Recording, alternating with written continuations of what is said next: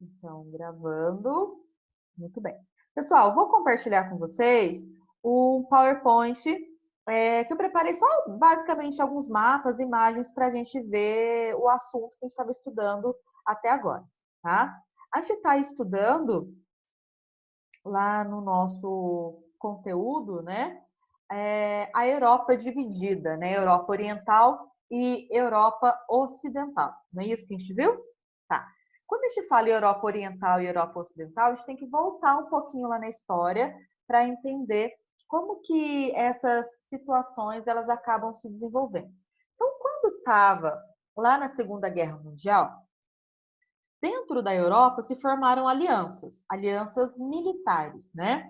O que acontecia essas alianças militares? Bom, eu vou fazer combinados para que, se um país que for meu aliado, ele for atacado, eu vou ajudá-lo a se defender e atacar o nosso inimigo.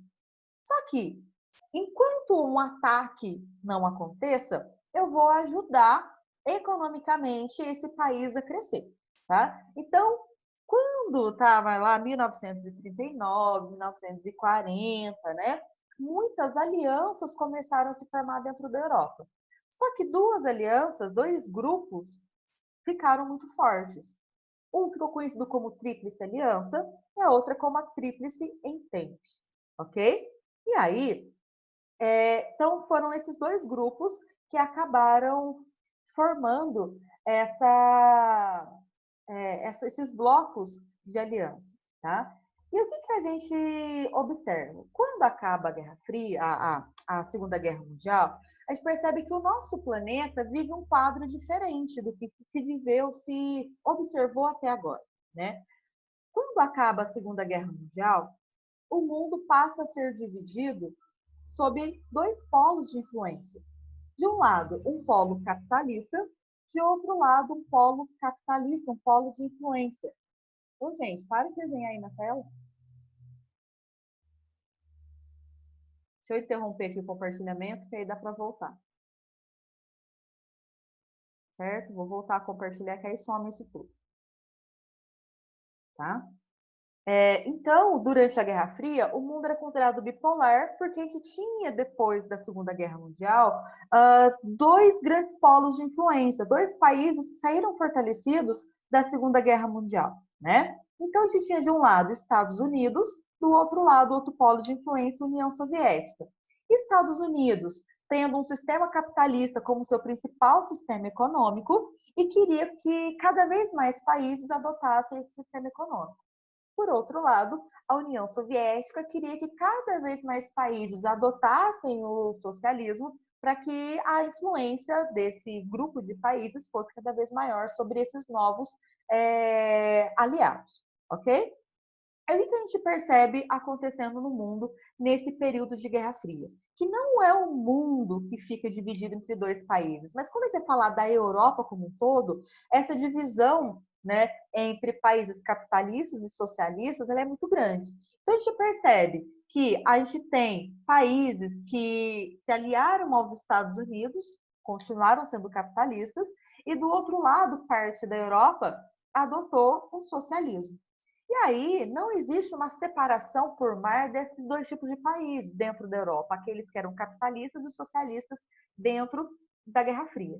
E aí existe essa fronteira terrestre, a separação entre um país e outro, né? Essa separação, o que tem de um lado o país socialista e do outro lado o país capitalista, essa divisão que está marcada por essa linha vermelha separava exatamente países capitalistas dos socialistas.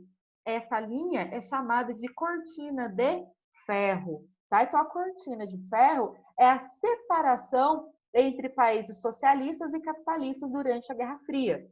Ok? Então, a gente vai ver aqui, do lado de cá, onde eu estou com a setinha, Europa Oriental Socialista, sob influência da União Soviética, e do lado de cá, Europa Ocidental, sob influência dos Estados Unidos, portanto, capitalista. Ok? Então, quando eu falo de Europa Oriental e Ocidental, eu não estou falando do ponto de vista cultural ou do ponto de vista geográfico, como a gente viu lá no capítulo 2, né? Que a gente classificava os países como ocidentais, orientais, de acordo com a influência europeia, da colonização que aqueles países receberam, né? Agora, quando eu falo de Europa Oriental e Ocidental, eu estou falando da adoção de um sistema econômico ou outro durante a Guerra Fria.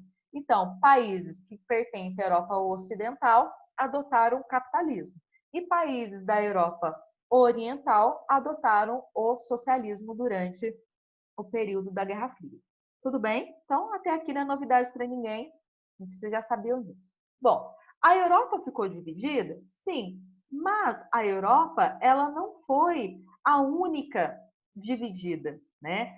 A Alemanha como um todo, ela ficou dividida também, né? A Alemanha foi acusada de ser a grande causadora da Segunda Guerra Mundial, ela foi dividida entre as potências vencedoras, né? Então, em agosto de 1945, foi realizada uma conferência chamada de Conferência de Potsdam.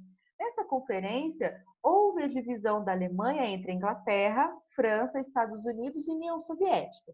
Só que Inglaterra, França e Estados Unidos formaram um grupo de países capitalistas, ok? E aquela parte que ficou para a União Soviética tornou-se socialista, ok? Então, a aliança capitalista fez com que a Alemanha ficasse toda unificada numa área chamada de Alemanha Ocidental. Do outro lado, aquela parte da Alemanha que ficou sob domínio da União Soviética, chamada de Alemanha Oriental. Tudo bem? Então, Alemanha Ocidental, aquela que era capitalista. Alemanha Oriental, aquela que era socialista. Beleza? E olha só, onde eu estou passando aqui ó, o mouse é a capital chamada Berlim. A cidade de Berlim, ela ficava toda dentro aqui da porção da Alemanha Oriental. E ela, como era o centro estratégico da Alemanha durante a Primeira e Segunda Guerra Mundial, ela também foi dividida. Por que ela foi dividida? Para que não houvesse a reunião de pessoas para que tentassem fazer um novo conflito. Foi uma tentativa de enfraquecer o movimento nazista, por exemplo. Ok? E aí, essa cidade, Berlim, também foi dividida entre Inglaterra, França e Estados Unidos na porção ocidental e a porção oriental ficou sob domínio da União Soviética, certo? E aí, no primeiro momento, essa separação da cidade de Berlim era apenas uma divisão imaginária, não existia um limite físico que separava a Alemanha, a Berlim Oriental da Berlim Ocidental. Só que foi lançado pelos Estados Unidos um programa de recuperação dos países europeus no pós-Segunda Guerra Mundial, chamado Plano Marshall. Então, rapidamente, os países europeus eles começaram a enriquecer. E, claro, com a porção da Alemanha Ocidental capitalista, a mesma coisa aconteceu. A população começou a ter acesso a bens de consumo muito modernos, a população começou a conquistar uma qualidade de vida muito grande, e isso acabou, de certa forma, refletindo no que estava acontecendo na Alemanha Oriental. Por quê? No sistema socialista, visa oferecer à população, basicamente, o básico, né? Saúde, alimento, segurança, boa moradia e tudo mais. Só que coisas de luxo, o supérfluo, dentro da Alemanha Oriental isso não acontecia. E claro que dentro da Berlim Oriental isso também não acontecia. E aí a população que estava na porção da Berlim Oriental começou a migrar, ou seja, a fugir para a parte capitalista da cidade de Berlim, certo? Buscando, né, esse status de vida, de boa qualidade de vida que o lado capitalista estava oferecendo nesse momento. Então, quando um monte de gente começa a fugir do lado socialista para o lado capitalista, a União Soviética teme perder o controle sobre a Berlim Oriental. Então, o que ela começa a fazer? Uma barreira de concreto, separando toda a Berlim Oriental da Berlim Ocidental, para que as pessoas não passassem do lado capitalista para o lado socialista.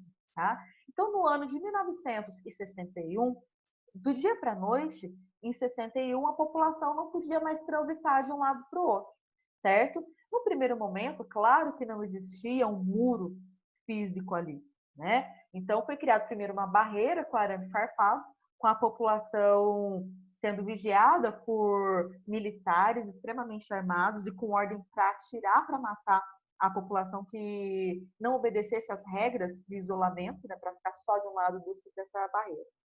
E aí, a população em massa foi convocada para construir um muro de concreto com mais de 3 metros de altura, né, impedindo a passagem de um lado para o outro. E aí, essa barreira de concreto que começou em 61, ela demorou mais de 20 anos para ser finalizada. E do dia para a noite, a população que vivia de um lado da rua não tinha mais comunicação com a população que vivia do outro lado da rua.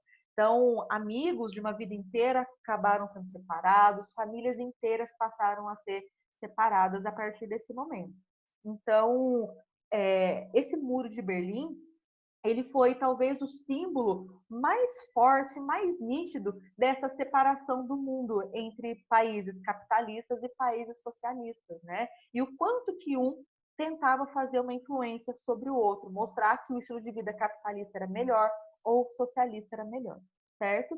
E aí, essa barreira de concreto, ele existiu até o ano de 1989, quando uma bobalhada, né, uma atrapalhada de um primeiro-ministro acabou fazendo com que a população fosse até esse muro, achando que o muro seria liberado para a transitação livre das pessoas, né? Acho que vocês devem ter visto, ou pelo menos eu pedi para que vocês assistissem aquela reportagem da Globo, colocando alguns jornalistas que estiveram presentes no dia da queda do Muro de Berlim, e aquele clipe, né, da banda Wind of Change, né, a música, que tinha algumas cenas, né, daquela época da queda do Muro de Berlim, certo? Então aqui coloquei só algumas fotos para vocês verem, né?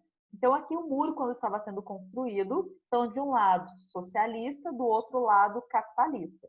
Tá vendo que existe uma separação aqui, ó? Essa separação era chamada de zona de morte. Se uma pessoa estava de um lado e queria passar para o outro, até essa pessoa conseguir ultrapassar, existiam guardas extremamente armados aqui que atiravam para matar quem quisesse fugir, né? Então, essa zona aqui, ó, era chamada de zona da morte. Tá? Era uma região que tentava coibir a fuga de pessoas do lado socialista para o lado capitalista. E dá para ver nessa outra foto, por um outro ângulo, né, que do lado capitalista não tinha ninguém vigiando, né? A população acabou pintando esse muro, né, numa tentativa de alegrar um pouco aquele sentimento triste que as pessoas tinham. Enquanto que do outro lado do muro dá para ver que ele está todo pintado de branco, não tem manifestação cultural nenhuma. Tá vendo que aqui tem alguns prédios? Em alguns locais onde esse muro foi construído, tinham prédios gigantescos, bem como se fossem bem próximos aqui ao muro, né? E que para a população não ficar vendo o que estava acontecendo do lado capitalista, as janelas elas foram tapadas com cimento e tijolo, tá? Para a população não ter contato de forma alguma com o que estava acontecendo aqui, tá? Do lado capitalista da nossa Alemanha, né? Da nossa Berlim. Deixa eu ver quem está falando. Mas cadê o Fábio? Ah, o Fábio tá. Tô confundindo. Renato, manda outro para ele. Um beijão, tá? Já que eu continuo aqui.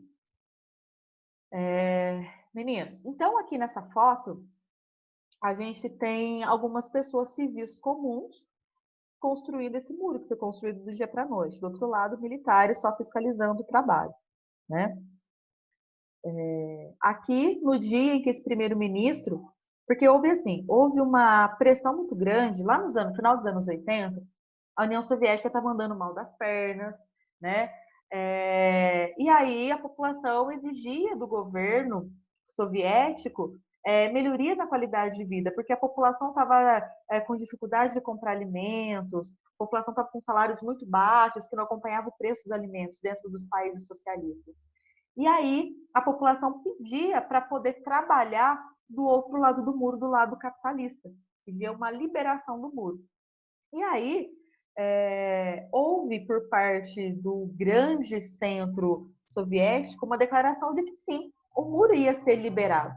Só que ele não falou quando, e nem de que forma, nem quem poderia passar. E aí o que o primeiro-ministro da comunicação fez? Ele falou, não, gente, ó, hoje o muro vai ser liberado sim, para vocês passarem de um lado para o outro. Na mesma hora em que essa notícia se espalhou, todo mundo foi em direção ao muro, né? Para tentar passar de um lado para o outro, só que nesses muros existiam algumas guaritas, né? Onde as pessoas autorizadas podiam passar de um lado para o outro. E aí as pessoas que estavam nessas guaritas, esses militares, não estavam sabendo do que estava acontecendo e não autorizou. E aí começou a gerar um tumulto. E aí a população começou a pegar em machado, em picareta, né? Para tentar derrubar esse muro. Então aqui é um exemplo, né, da esperança da população conseguir reencontrar a família, amigos que estavam do outro lado do muro, certo?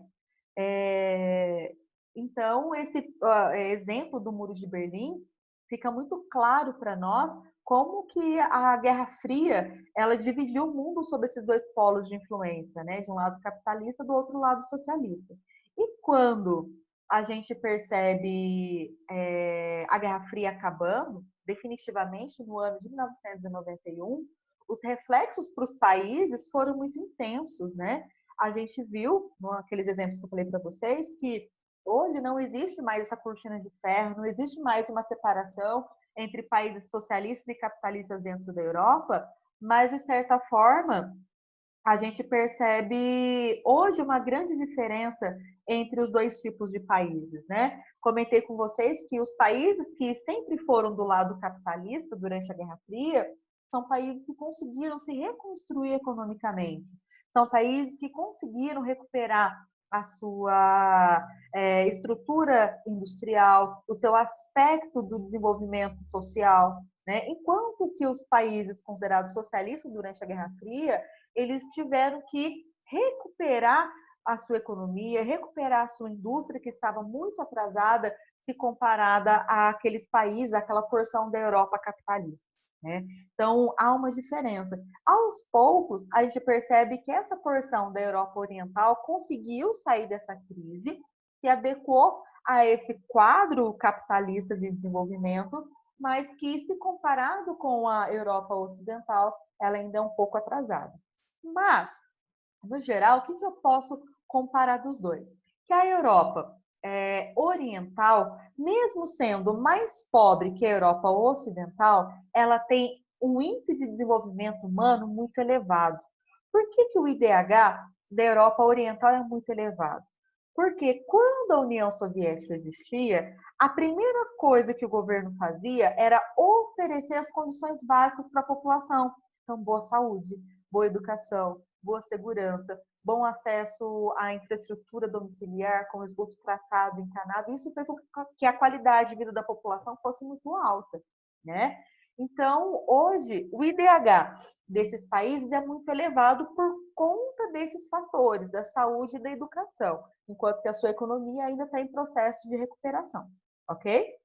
Quando a gente observa os países da Europa Ocidental, a gente percebe que a maioria deles tem um IDH muito alto, porque tem um PIB muito alto. PIB na casa dos trilhões, eles produzem muito. Por exemplo, a Alemanha é o país mais rico dentro da Europa, né? Muito fruto daquela porção ocidental que ficou sob o domínio capitalista, certo? E aí, meninos, o que a gente percebe? Que dentro dos países que são da Europa Ocidental, tem uma diferença, mesmo que todos eles sejam considerados desenvolvidos, muito ricos, eu tenho aquela separação. Alguns são muito poderosos e outros nem tanto. Né? Então, quando a gente fala de Itália, quando a gente fala de Inglaterra, quando a gente fala de França, Alemanha, são países extremamente ricos, são países que têm um PIB extremamente elevado e que também têm um poder de influência econômica e política no cenário internacional, tá? Só que, por outro lado, eu tenho países que são considerados também ricos, países considerados desenvolvidos, com IDH elevado, mas que não têm um poder tão grande de influência no cenário internacional assim, né? Que são países como Espanha, Grécia, Portugal, né? São países que têm um IDH bacana, mas que não é tão elevado assim, que esse país não tem um poder de influência no cenário internacional tão grande. Tá? A Guerra Fria tem até hoje? Não. Ela acabou lá em 90, 91, certo? Junto com o fim da União Soviética. Mas, até hoje, a gente utiliza essa denominação de Europa oriental e ocidental, fruto da influência que existia lá atrás, durante o período da Guerra Fria. Tudo bem? Então, a gente tem essa separação aqui, ok? Então, não há essa possibilidade da gente falar que quando acabou a Guerra Fria não tem mais a separação entre Europa Oriental e Ocidental. Existe essa separação? Sim. Essa separação é fruto de algo que aconteceu lá durante a Guerra Fria. Ok? Tudo bem? Meninos, eu vou destravar agora o som e vou perguntar a alguns colegas, tá? Se há alguma dúvida. Tudo bem? Certo? Não saiam ainda, porque eu quero fazer algum combinado com vocês no finalzinho da aula. Ok? Deixa eu só confirmar uma coisa aqui no WhatsApp, tem aluno com dúvida.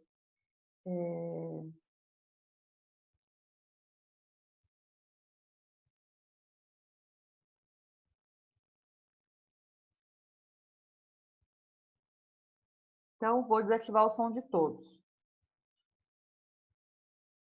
Alana, você tem alguma dúvida?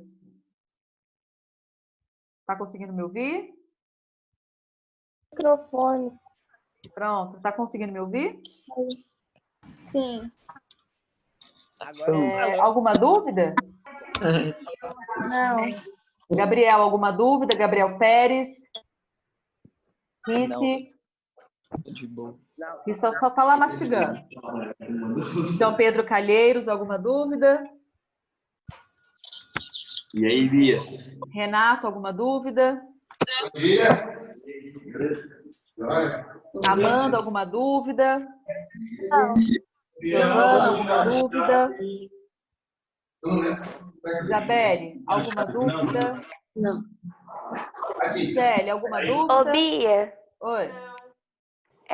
por que a Alemanha foi a única que ficou separada entre socialista e E capitalista? capitalista. Tá. É o seguinte, quando acabou a Segunda Guerra Mundial, a gente viu que aqueles países que foram considerados os perdedores da guerra, todos eles sofreram penalidades, certo? E aí, a Alemanha foi considerada a grande causadora da Segunda Guerra Mundial. Então, era preciso dividir ela para evitar que a Alemanha se recuperasse e tentasse armar um novo conflito. Por isso que ela foi a única dividida, porque ela foi acusada de ter iniciado e ter causado essa grande destruição. E uma guerra nessas proporções a gente não conseguiu até agora. Certo? Esclareci sua dúvida?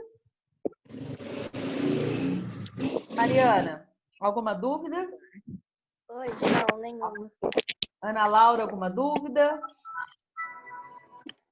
Eduardo? João Pedro? Stephanie? Thiago? Vinícius? Alguém tem alguma dúvida?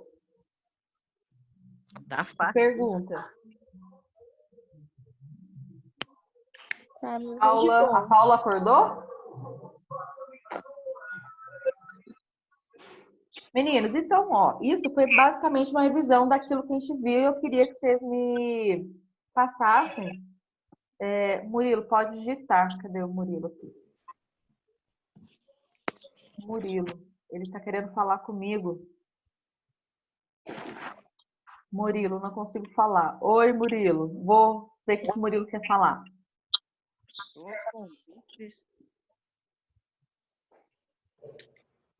A Ana Júlia está perguntando por que a Alemanha foi acusada, o motivo. Acontece o seguinte, quando aconteceu a Segunda Guerra Mundial, os países estavam numa corrida imperialista, né, de ter cada vez mais domínios, de ter mais riqueza, mais áreas sob sua influência, né? E aí, surgiu dentro da Alemanha, vocês vão saber isso em história, uma teoria de que os alemães eram a raça mais pura dos seres humanos e que eles poderiam dominar o mundo. Só que para dominar o mundo, eles precisavam ter um espaço vital. O que era esse espaço vital? Era um território da Europa, que esse território teria tudo que os alemães precisavam para dominar o mundo. Desde terras férteis, carvão para abastecer as indústrias, matéria-prima, etc. Certo? E aí, esse processo de tentar dominar o mundo, a Alemanha começou a ocupar territórios ali ao redor dela. até que a Alemanha, que estava amiguinha da Rússia, invade um território da Rússia. Aí a Rússia fala, opa, na minha terra não. E aí a Rússia resolve atacar a Alemanha e começa aquele grupo do eixo e dos aliados, começam aí um monte de batalhas entre eles, ok? Por isso que ela foi acusada, porque ela começou a invadir territórios para dominar o mundo. Expliquei, Ana Júlia? Depois. Não, ô Murilo, eu coloquei aqui ativar o som de todos. Você está conseguindo me ouvir? Manda um Eu acho que joinha tá para menos mim. de 1 minuto pra desligar. Não, agora eles retiraram o limite de tempo. Pode ficar tranquilo. Ah, tá. Retiraram o limite de tempo.